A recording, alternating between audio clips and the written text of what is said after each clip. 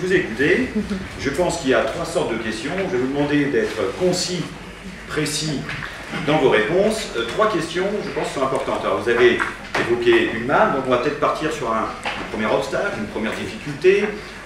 Ullmann disait à un moment donné, en citant Socrate, depuis Socrate, on sait que le prêtre, le grand prêtre, est incapable de définir la piété, que l'homme brave est incapable de définir le courage.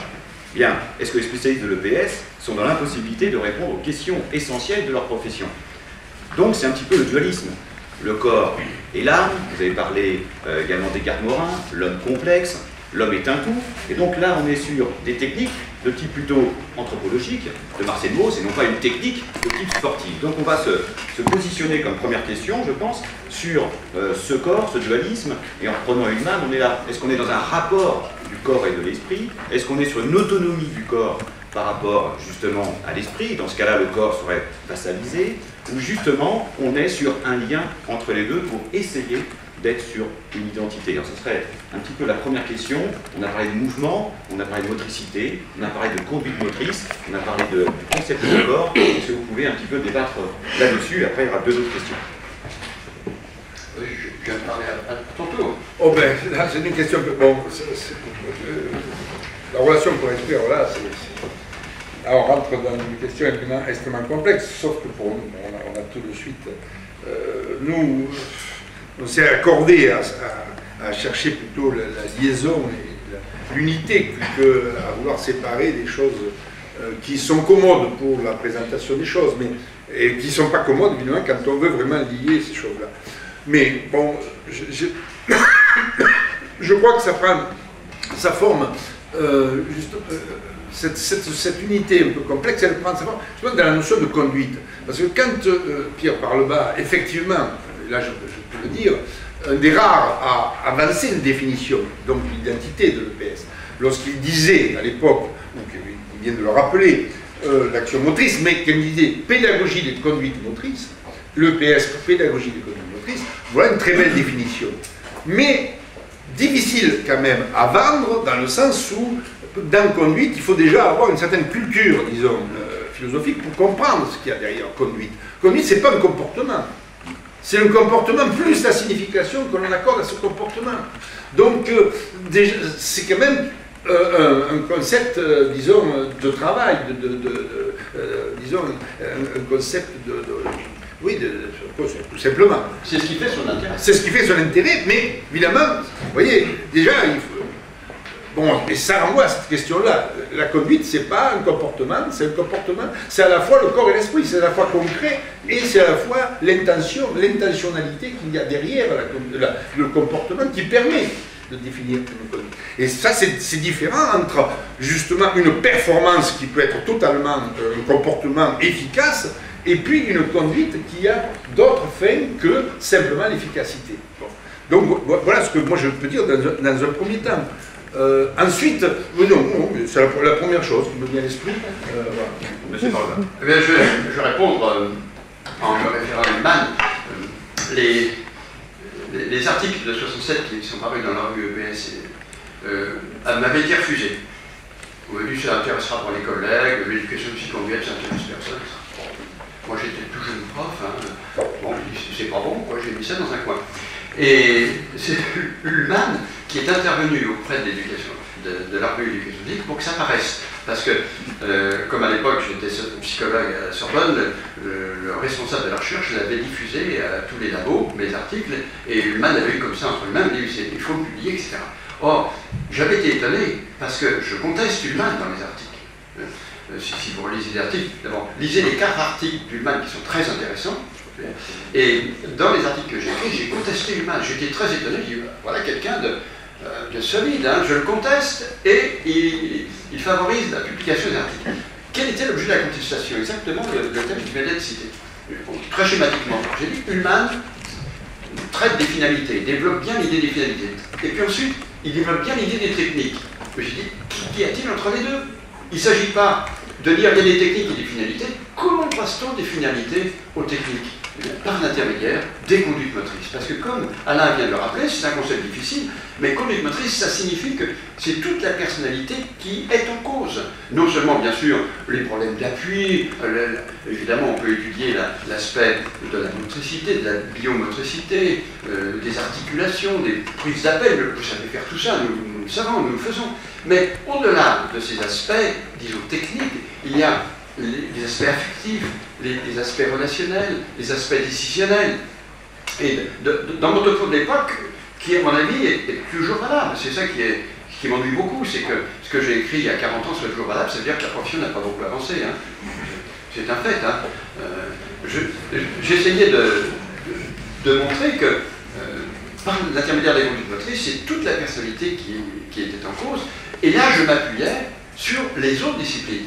C'est-à-dire sur la psychologie de l'enfant, sur la psychanalyse, la psychosomatique, l'anthropologie, dire toutes les disciplines disaient cela. Je me rappelle quand j'étais étudiant à la Sorbonne, en psycho, je courais après les profs, Fabrice Boutelier, Lagache, en disant, mais écoutez, ce que vous dites est très intéressant, mais moi, mon problème c'est, y a-t-il un rapport entre l'action de l'enfant, ce qu'il fait, et puis ce que vous avez dit?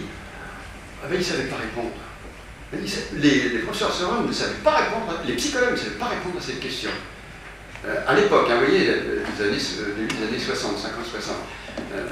Mais ensuite, rapidement, il y a eu un grand développement des sciences humaines et sociales, et aujourd'hui, c'est une banalité. Mais c'est une banalité que nous devons reprendre à notre compte.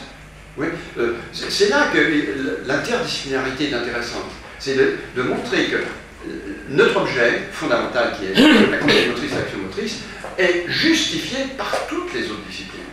Et souvent, moi, je parle de pertinence, hein, pour faire écho à la notion d'identité. Pourquoi? Parce que la pertinence, ça répond à ce que disait Alain tout à l'heure, qui a dit en propre en éducation physique.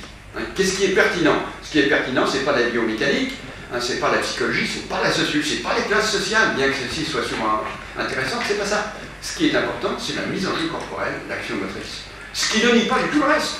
Et constamment, je suis sociologue et psychologue, c'est donc pour moi qui va nier l'intérêt là. Mais quand je suis professeur de sociologie, je fais de la sociologie. Quand je suis avec mes étudiants en université, en praxéologie, je fais de la praxéologie. J'utilise les données des autres disciplines autant que je suis capable de le faire, d'autres le feraient sans doute mieux, et plus, mais je les utilise pour faire comprendre cette mise en jeu du corps avec toutes ses conséquences dans une perspective éducative. Donc, ma réponse est claire, je ne raisonne pas en termes d'esprit ou de corps, je raisonne en tant qu'action motrice. Et j'ajoute que le concept de corps et de mouvement, les concepts de corps et de mouvement, sont des concepts freinateurs. Actuellement se développe tout un ensemble de théories sur le corps. C'est intéressant comme anthropologue, mais pour l'éducation physique, c'est un frein terrible. Parce que ceux qui parlent du corps, moi je serais curieux de leur poser la question, de quel corps parlez-vous? Du corps de Merleau-Ponty, du corps de Sartre, du corps de Piaget, du corps de, je sais pas moi, Paillard? Ce n'est pas le même corps. C'est une illusion. On utilise le mot corps, mais c'est un fourre-tout. Et ça ne nous fera pas avancer, ça nous met en retard. Il faut travailler sur des concepts, notamment celui d'action motrice, à mon avis, qui permet d'avancer. D'accord, donc en effet, le corps comme concept obstacle, protéiforme. Alors c'est vrai qu'il y a Jean-Pierre Barnier, grand anthropologue, qui à un moment donné avait repris justement le concept de conduite motrice pour dire que je préfère conduite motrice au concept de corps, car cela rappelle justement parfois le dualisme entre corps et l'âme. Donc c'était important à un moment donné de cerner, de circonscrire, mais j'ai trouvé aussi un point d'accord, c'est de dire que l'individu qui agit, il est dans un rapport consubstantiel avec son environnement. Après, chacun aura la pertinence de ces concepts à utiliser. Mais il y a un point d'ordre. Alors après, vous avez évoqué également la dialectique, la difficulté, ce fameux entre-deux qu'on peut avoir entre jeu, sport, gymnastique. Alors, j'ai pris une petite citation là, rapidement, d'un neurobiologiste qui était tennisman, donc sportif, qui a écrit un livre sur l'apprentissage moteur et les neurones miroirs, assez intéressant, qui s'appelle Michel Desmurguet. Je vais le citer, hein, à peu près, parce que c'était rapidement. Il dit « C'est étonnant, quand je regarde un petit peu l'éducation physique, la motricité est le seul champ didactique pour lequel l'activité du débutant est référée au haut niveau. Nul individu censé n'envisagerait de débuter l'enseignement des mathématiques par l'exposé des fondements du calcul différentiel selon Leibniz. Qu'en pensez-vous? La référence aux techniques sportives, à l'éducation physique, pourquoi va-t-on aller jusqu'à ce sport de haut niveau, cette référence?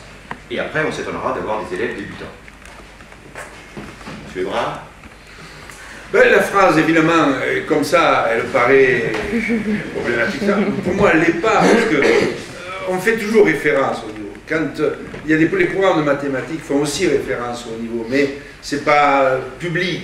C'est le problème du traitement didactique. C'est-à-dire, ce qu'on n'enseigne pas, c'est pas à l'école, c'est pas la recherche fondamentale des mathématiques. On se sert des mathématiques dans ce qu'elles ont qui leur permet de construire dans le rapport au monde, de l'abstraction, de la compréhension, un outil. Et nous, c'est pareil, on se sert de ce qui est, disons, au point de vue de la motricité, l'exemple même d'un affinement, d'un savoir-faire, d'une excellence, et on en tire ce qui va nous permettre d'agir sur l'individu pour lui donner un rapport au monde le plus efficace possible, pour lui donner les outils. Donc pour moi, c'est la même chose, simplement, effectivement, ça paraît comme ça, quand on le dit, on a l'impression que l'objectif est de transformer l'individu immédiatement dans un génie sportif. C'est pas le cas, c'est pas le cas. Donc pour moi, c'est plutôt de l'anecdotique, ça. Enfin, voilà, je vais prendre comme ça. Je pense que c'est le problème de ce qu'on a appelé un gros mot, le traitement didactique, c'est-à-dire le traitement, qu'est-ce qui fait, comment on passe du savoir savant à un savoir scolaire. Voilà. Et c'est un problème de tri, c'est un problème de choix, et c'est un problème de recherche qui n'est pas fait. Qui n'est pas fait. Parce qu'effectivement, il serait bon que des travaux en éducation, des recherches en éducation, justement essaient de vérifier en quoi tel contenu scolaire, telle définition de ce qu'on donne à faire à l'élève est formateur et préparateur, et à la fois formateur pour l'individu et éventuellement, seulement éventuellement, préparateur au secteur dont est issu ce contenu. Je veux dire par là que tout le monde ne fera pas de mathématiques de haut niveau, mais on se prépare à l'école pour en faire éventuellement. Et ceux qui ne feront pas de mathématiques de haut niveau auront quand même un outil pour comprendre le monde et son environnement. En éducation physique, c'est pareil. Tout le monde ne sautera pas le plus haut en hauteur, mais tout le monde aura un rapport à l'espace qui va lui permettre d'accéder à des activités. C'est bien ça notre problème. En quoi ce que nous prenons du saut en hauteur du champion va-t-il permettre à un individu d'avoir un meilleur rapport au monde dans sa vie future? Comment va-t-il pouvoir réinvestir ça, transférer ça dans des pratiques qui n'ont rien à voir avec le saut en hauteur? Voilà le problème. Et ça Pierre est mieux placé que moi pour le dire, on a souffert pendant 40 ans de ne pas voir l'université prendre en charge ces recherches-là. Des recherches de pédagogie expérimentale, donc sur les effets. Alors on s'est contenté de développer des programmes d'évaluation, mais ça c'est institutionnel, c'est regarder ce qu'on sort en fin de compte au regard de ce qu'on a enseigné. Mais l'évaluation au regard de l'éducation, au regard de la formation, qui la prend en charge? Et ça nous manque aussi pour identifier les effets que l'on produit sur les élèves. Ça n'est pas suffisant de dire la note au baccalauréat. Si on regarde la note au baccalauréat, aujourd'hui, j'en dirai peut-être un mot cet après-midi, il n'y a rien d'autre à faire. Tout le monde a la moyenne, on a une excellente moyenne en France. Donc ça veut dire que l'éducation physique se porte bien. Non, ça veut dire que ce qui est enseigné est à peu près acquis dans les conditions qui sont ceci ou cela, mais ça ne nous donne en aucune façon une idée sur le bien fondé éducatif de ce que nous faisons. Alors on fait comme si celui qui a progressé en hauteur, celui qui a progressé en danse, celui qui a progressé en canoë-kayak, celui qui a progressé comme ça, s'il a progressé dans tous ces secteurs-là, qu'il a choisi plus ou moins, c'est qu'il a eu une bonne éducation physique. Donc, plus que la technique et le mouvement, en effet, si voilà, on prend sport collectif, voilà. C'est pas pour marquer des points, c'est pas technique, c'est tout le rapport à autrui, l'opposition. Voilà, mais ça on ne l'évalue pas. Mais c'est vrai que c'est difficile, c'est vrai que c'est difficile. Ça y est. Monsieur Parlebas, votre point de vue. J'ai passé beaucoup de temps, comme étudiant, à lancer le poids et ensuite beaucoup de temps à enseigner dans cette voie. Je ne me suis jamais promené dans la rue avec un poids de 7 kg 250 dans ma poche, ça ne m'a servi absolument à rien. Sauter à la perche, c'est bien de sauter à la perche, mais c'est plus facile de passer en dessous. Autrement dit, vous voyez, ce que je signale, c'est un peu l'apparente absurdité de ce qu'on enseigne. Ce qu'on enseigne ne sert à rien. Ça ne sert à rien de lancer le poids, ça ne sert à rien de faire le triple saut, ça ne sert à rien de tourner autour de la barre fixe. Hein. Combien d'heures avons-nous passé sur les barres parallèles, sur la barre fixe? Jamais, en dehors de l'éducation physique, je me suis servi de ces pratiques. Donc, il y a un problème. Ça répond donc en partie, vous voyez bien, le biais que j'utilise, à la question à quoi ça sert, finalement? Quel rapport? C'est que nous, ce que nous cherchons, au travers éventuellement de pratiques de haut niveau, c'est des principes d'action. Vous voyez, finalement, le lancer de poids, le football, le saut à la perche, vous vous intéressez par cette mise en jeu corporelle qui demande une implication de chaque personne et qui met en œuvre des principes d'action motrice. Les principes d'appel, d'esquive, de prise d'élan, de dépense énergétique, d'explosion. Et ça apparaît encore plus nettement dans les activités sociomotrices parce que jouer au volleyball, au handball demande une prise d'information.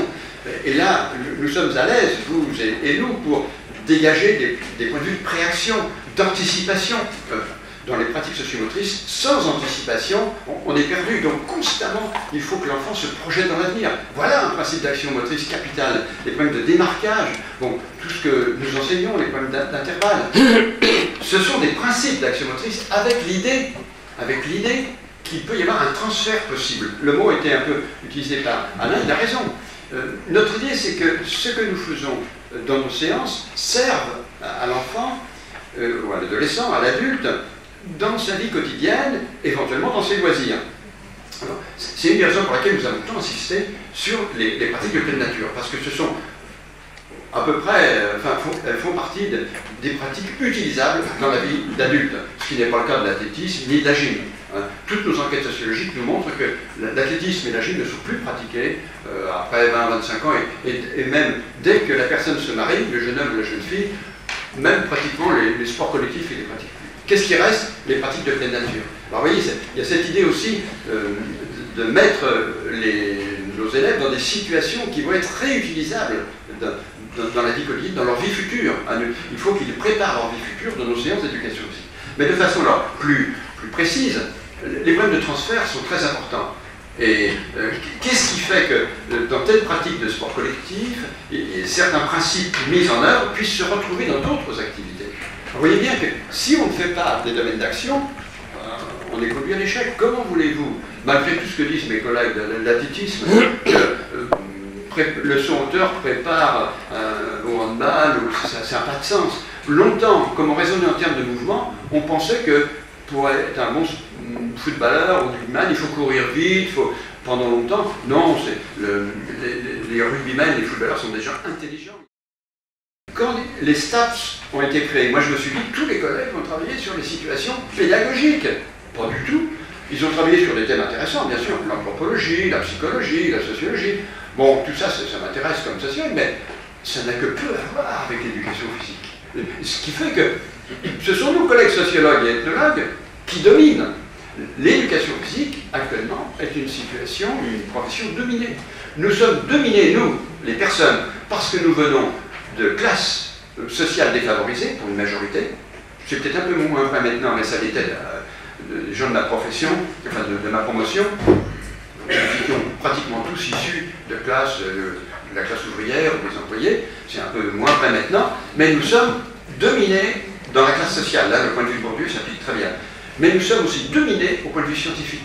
Nous n'avons pas d'objet, enfin tout au moins, celui-ci n'est pas réclamé au point de vue universitaire.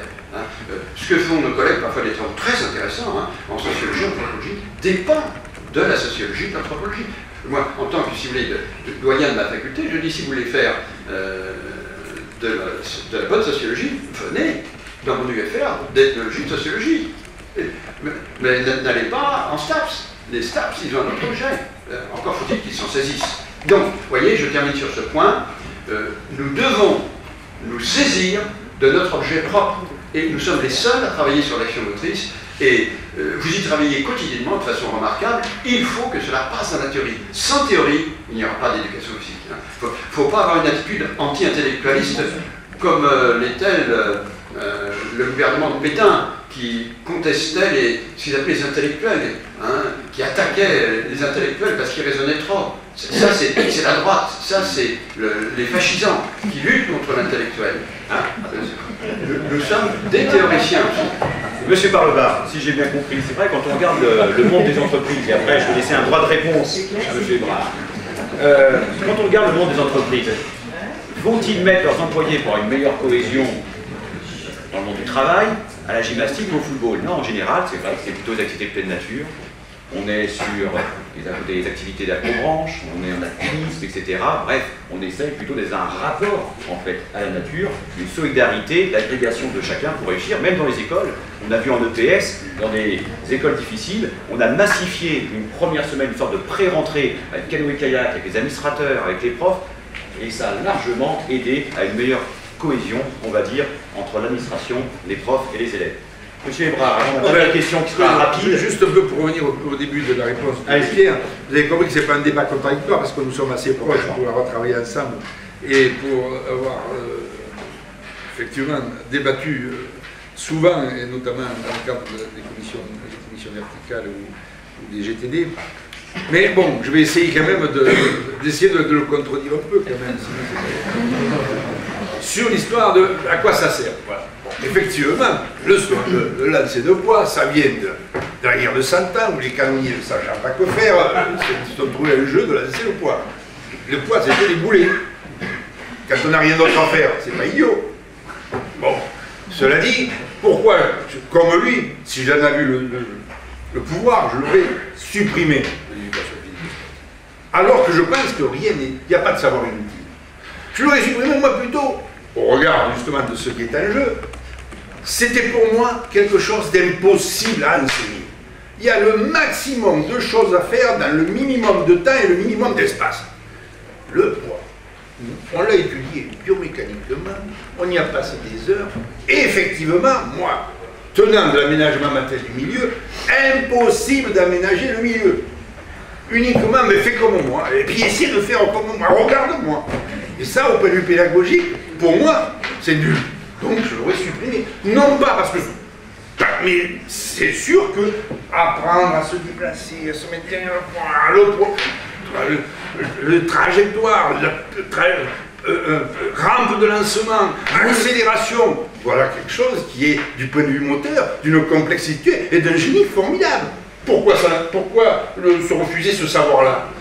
Et de cette capacité à mettre en œuvre l'action motrice, très bien, peut-être aurais-je des transferts au regard de ce qui sera un autre jeu de loisirs qui n'existe pas encore, et où il faudra se mettre derrière un objet. Pourquoi pas?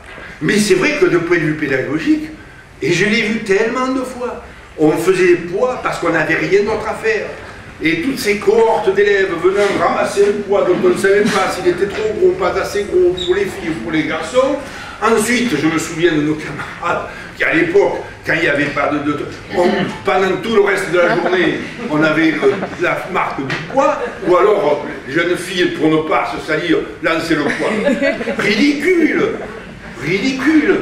Ridicule! De ce point de vue, je suis d'accord. Mais, regardons quand même que dans d'autres conditions, dans de bonnes conditions, c'était peut-être un des gestes les plus difficiles à apprendre.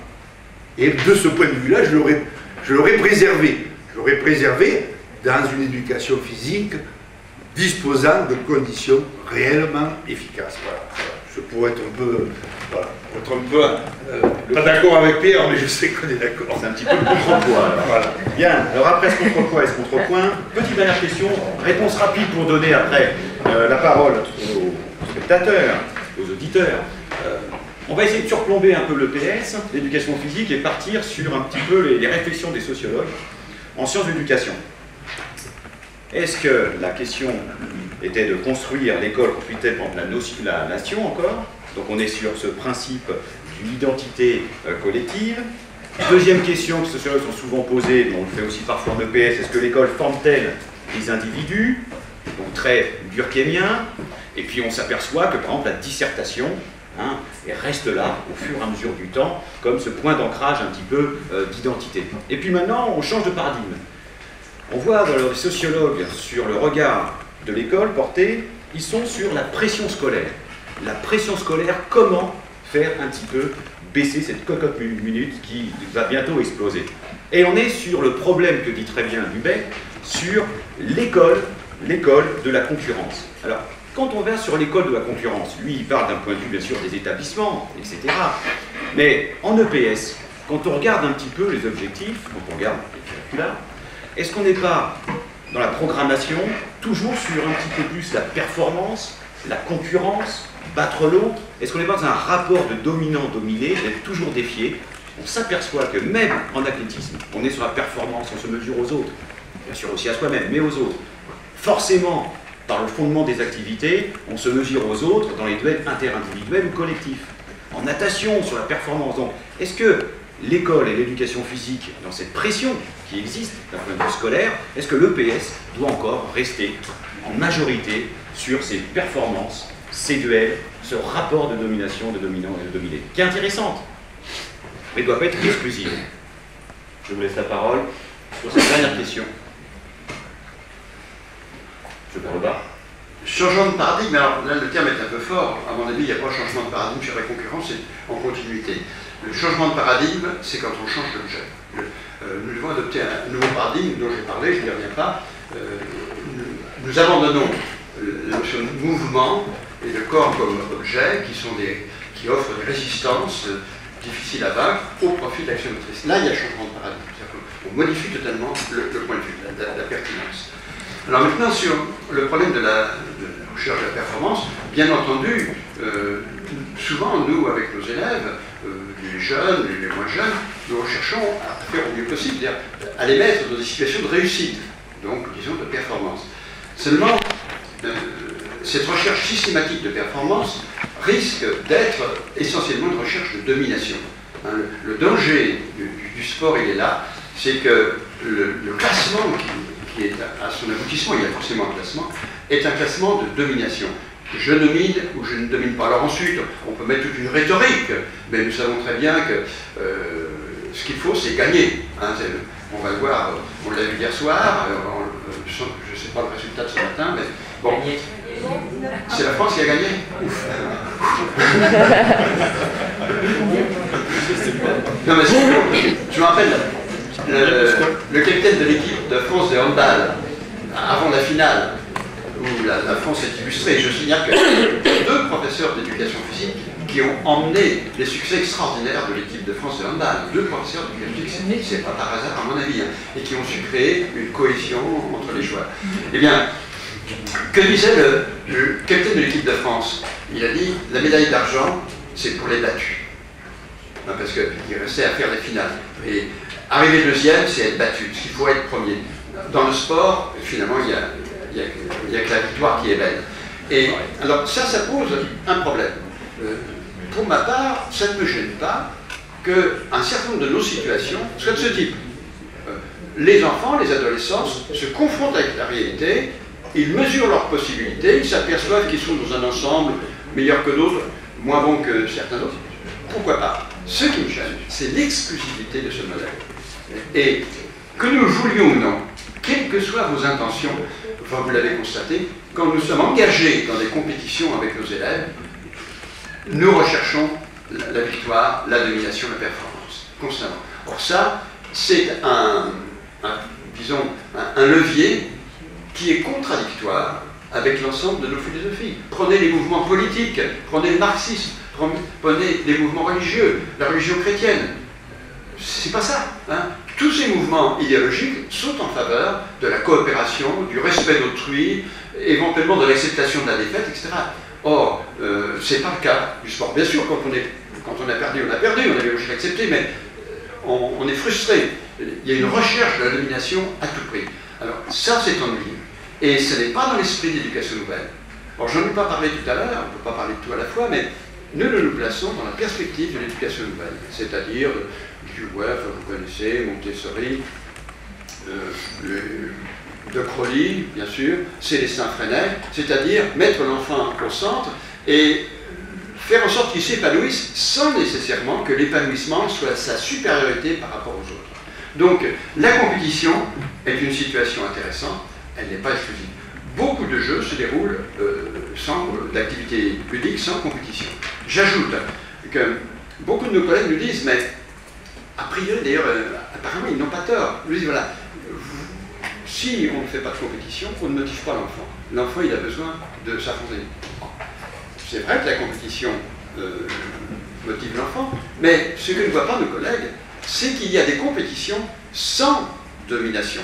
Il y a beaucoup de jeux traditionnels dans lesquels il y a une compétition, un affrontement, mais il n'y a pas de vainqueur à la fin, ou on sait déjà quel est le vainqueur à la fin. Prenons un exemple simple, à l'épervier. Quand les enfants jouent à l'épervier, c'est un jeu qui est très commun, auquel nous avons tous joué, nous connaissons le vainqueur dès le début de la partie. Et pourtant, les enfants sont hyper motivés. Alors, il y a beaucoup de jeux de ce type-là. En plus, il y a les jeux paradoxaux, bon, je ne vais pas développer cet aspect-là, mais nous le développons par ailleurs, qui n'ont ni vainqueur ni vaincu. C'est-à-dire que la compétition ne signifie pas nécessairement la recherche de la domination. Alors là, nous avons des outils, vous voyez, et il faut explorer nos outils qui nous sont légués par des tas de travaux qui nous ont précédés, par des pionniers, et notamment sur les jeux traditionnels. Merci, M. Parleba. M. Hébrard. Oui, d'accord sur ce qui a été dit, sauf, bon, peut-être un autre aspect, c'est-à-dire que, vous voyez, pour moi, c'est aussi, ce que je disais, un système d'opposition. C'est-à-dire compétition, coopération. Sous prétexte que la compétition peut présenter des inconvénients, ou peut-être à un moment donné considérer qu'on est... On ne va pas le jeter pour faire que le reste. Il s'agit bien pour moi de cet ensemble-là. C'est-à-dire ce que disait Pierre, non-exclusivité.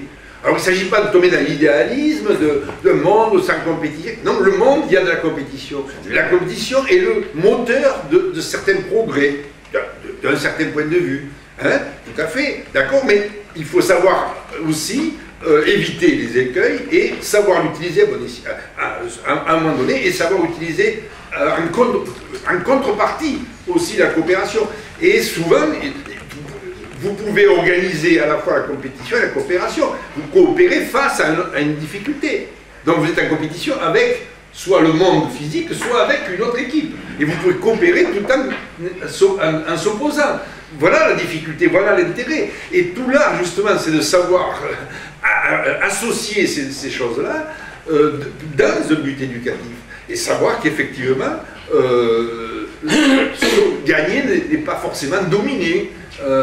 Ça n'est pas une... Alors c'est vrai que le sport est un phénomène de hiérarchisation, regarde le meilleur, le moins bon, etc. Alors on a des tas de systèmes, celui qui est bon dans une activité le sera moins dans une autre, d'où en éducation physique la prise en compte d'activités diverses qui ne demandent pas les mêmes compétences, qui égalisent un petit peu les chances des uns et des autres à être la réussite pour tous.